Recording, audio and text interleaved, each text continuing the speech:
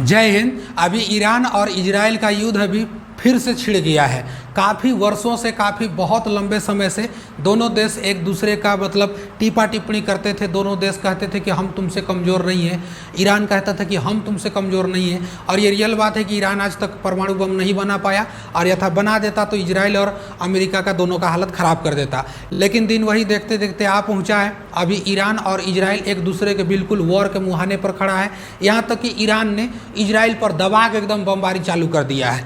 Iran बहुत दबा के मार रहा है, ड्रोन अटैक कर दिया है, 300 ड्रोन अटैक कर दिया है। तो इसको हम लोग पूरा समझने का प्रयास करते हैं कि आखिर यहाँ पर हुआ क्या है। देखिए, ईरान ने क्या किया, पूरा हमला भी इजराइल पे चालू कर दिया है। कल अंबेडकर जयंती था, कल ही हम लोग का भारत में लगभग 6 बज रहा था, सुबह सुबह का टाइम, वही समय पूरा अपडेट आया कि ईरान ने क्या किया, इजराइल पर दबा के हमला चालू कर दिया है, मारा है एकदम दबा के एकदम पूरा। अब ऐसा क्यों हुआ है? क्या इसका इजराइल बदला देगा, या इजराइल इसके बारे में क्या करेगा, क्या चुप रहेगा? अभी अमेरिका में चूंकि चुनाव भी है, तो अमेरिका तो चाहेगा कि इजराइल चुप रहे, लेकिन क्या इजराइल चुप रहेगा? इसको थोड़ा सा हम लोग समझते हैं। देखिए, आखिर ईरान ने इजराइल पर हमला क्यों किया? इसका तो कुछ ना कुछ रीजन जरूर होगा। क्योंकि इजराइल जो है ना, 1 अप्रैल को सीरिया की जो राजधानी है दमिश्क, वहीं पर क्या किया था, बम गिरा दिया। और दमिश्क में वहाँ पर जो ईरान का जो दूतावास यानी कि अम्बेसी था, उसी का बगल में क्या किया, बम गिरा दिया। और उसी पर ईरान के 2 बड़े बड़े जनरल टाइप के अधिकारी थे, उन लोगों का डेथ हो गया। 2 बड़े जनरल अधिकारी। आप लोग को पता होगा कि ईरान के जितने भी कमांडर, चाहे वो इंजीनियर हो, चाहे वो कमांडर हो, चाहे वो साइंटिस्ट हो, वैज्ञानिक हो, सबको अमेरिका या तो ईरान के द्वारा कहीं न कहीं मार दिया गया। आपको पता होगा कि कासिम सुलेमानी कितने बड़े अधिकारी जनरल रैंक के थे, उसको भी क्या किया गया, मार दिया गया था। सेना प्रमुख थे कासिम सुलेमानी, उसको भी मार दिया गया। फिर उसके बाद देखिए, आप लोग पूरा पता चल चुका होगा। तो इसमें 2 बड़े अधिकारी थे, दोनों बड़े अधिकारी को मार दिया गया। साथ साथ में 2 IRGC सदस्य भी थे, और साथ साथ 6 अन्य लोग, टोटल कुल मिला के 15 लोगों का वहाँ पर डेथ हो गया था। ये ईरान के लिए इजराइल ने हमला किया था। अब ये हमला किया था तो ईरान में तो किया नहीं था, ये हमला किया था कहाँ, सीरिया में किया था। तो ईरान को ये बात का खुंदक ये हो गया कि भाई चलो ठीक है, तुम सीरिया को मार रहे हो, या तुमने अभी हमने देखा कि गाजा को, यानी कि फ़िलिस्तीन का जो गाजा है, उसको कितना बुरा यहाँ पर कर दिया है। आधा गाजा को फिर से वहाँ पर हटा दिया गया, पूरा लगभग कब्रिस्तान के रूप में उसको बना दिया गया है। तो दुनिया देख रही थी, और ईरान भी चिड़चिड़ा हुआ था इस सब मैटर से।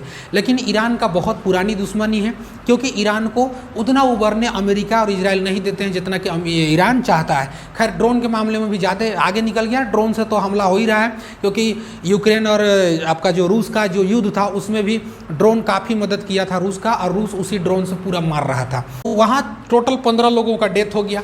तो ईरान का साफ साफ कहना है कि तुमने क्या किया, सीरिया को मार दिया, चलो ठीक है, लेकिन सीरिया पर तुम बम गिराया, और बम गिराने के बाद हमारे एम्बेसी, हमारे दूतावास पे तुमने बम गिराया। अब बम गिराने के बाद हमारे लोग को मार दिया, मतलब हम चुप न रहेंगे तो तुम कुछ करते जाएगा, मन मानी। अब इजराइल का साफ मनसा यही है कि भैया किसी को पहले उस्काओ, उसके बाद वो तो जवाबी हमला करेगा, और जवाबी हमला करेगा तो दुनिया के दिखा देंगे कि देखो हमको मार रहा है, उसके बाद हम खुल के मारेंगे। इसका एक स्ट्रेटजी बना हुआ रहता है, उसका एक मेन मुद्दा वहाँ पर बना रहता है। तो वही हुआ यहाँ पर सेम। अब ईरान का जो अभी क्या बोलते हैं, वहाँ का जो नेता है, जो मेन सुप्रीम है ना, जो खामेनेई, उन्होंने भी खुल्लम खुला कह दिया कि भाई हम इसका बदला जरूर लेंगे, बदला लेंगे। यहाँ पर डायरेक्ट बोल दिया, ईरान बोला कि हम बदला जरूर लेंगे। और उसने क्या किया, ईद का यानी कि जो रमजान का महीना चल रहा था, उसमें सोचा अभी खून खराबा करना, युद्ध करना थोड़ा सा गड़बड़ होगा, और इस मतलब नज़रिए से युद्ध थोड़ा सा ज़्यादा खींच सकता है। इसलिए ईद को बीतने दिया, कहा कि 1 अप्रैल का जवाब हम आपको क्या करेंगे ना, धीरे धीरे देंगे, धीरे धीरे।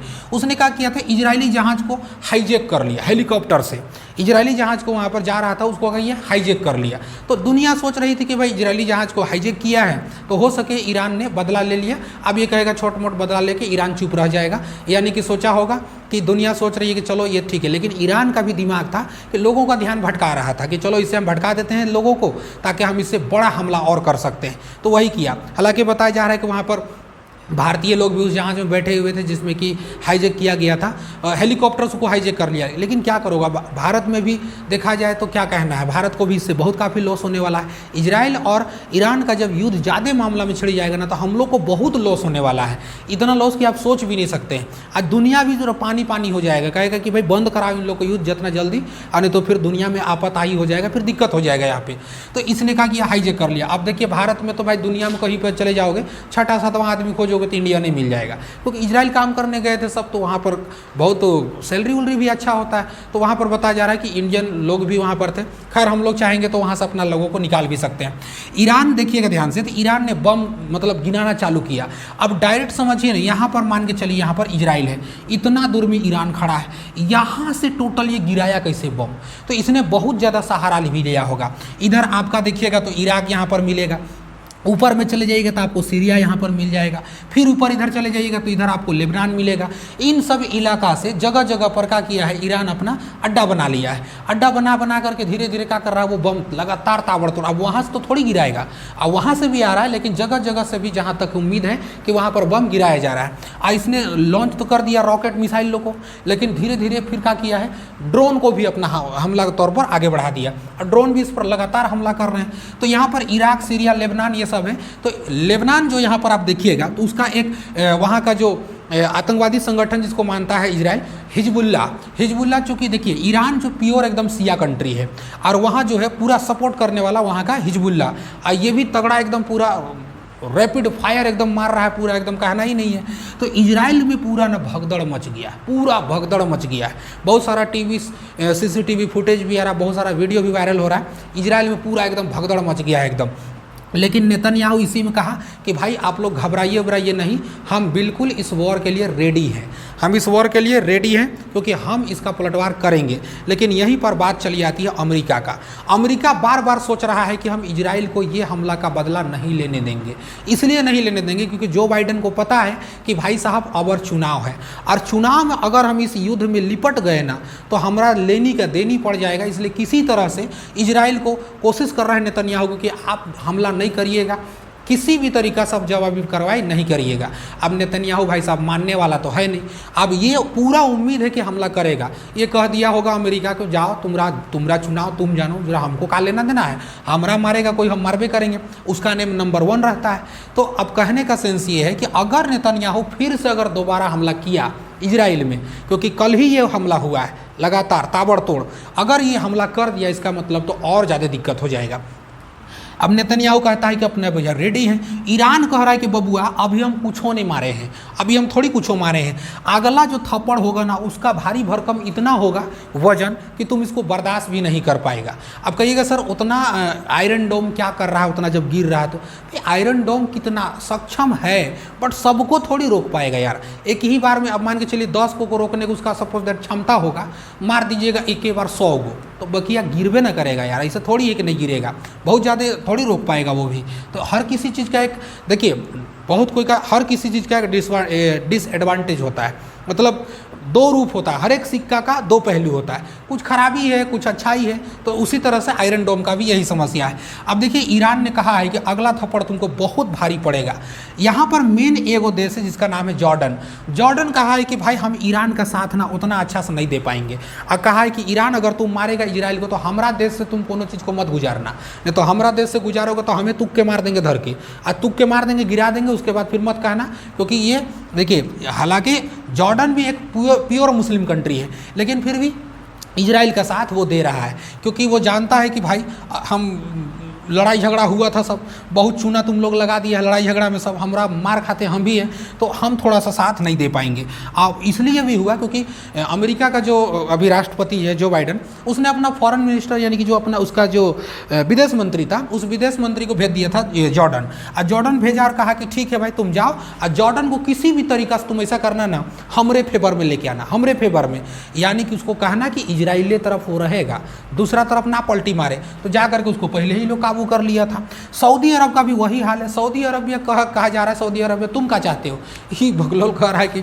कोनो तरह इन लोग के बीच में मध्यस्थता करा दिया जाए, यूएन इंटरफियर करे। यूएन से कोनो काम होने वाला है? यूएन आज तक ले जो चना चबा रहा है, कुछ उससे होने वाला नहीं। कहा कि यूएन को ले आइए।